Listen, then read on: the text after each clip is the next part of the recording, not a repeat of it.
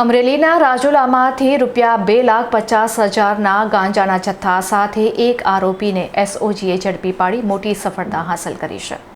રાજુલાના બેડીકા મદાર વિસ્તારમાં ગેરકાયદેસર માદક પદાર્થો છુપાવવામાં આવ્યો હોવાની બાતમી પોલીસને મળી હતી, જેના આધારે એસઓજીની ટીમે સ્થાનિક વિસ્તારમાં આવેલા મથુરભાઈ શિયાળ નામના વ્યક્તિના મકાનમાં આકસ્મિક દરોડો પાડ્યો હતો. મકાનની તલાશી લેતા પોલીસને ત્યાંથી મોટા પ્રમાણમાં ગાંજાનો જથ્થો મળી આવ્યો હતો. પોલીસે દરોડા દરમિયાન મકાનમાંથી 5 કિલો કરતાં પણ વધુ વજનનો ગાંજાનો જથ્થો જપ્ત કર્યો છે, જેની બજાર કિંમત અંદાજે ₹2,50,000 આંકવામાં આવી રહી છે. એસઓજી પોલીસે આ તમામ મુદ્દામાલ કાયદેસરની કાર્યવાહી હેઠળ કબજે લીધો છે. આ ગેરકાયદેસર પ્રવૃત્તિ બદલ મકાન માલિક અને મુખ્ય આરોપી મથુરભાઈ શિયાળની સ્થળ પરથી જ ધરપકડ કરી લેવામાં આવી છે.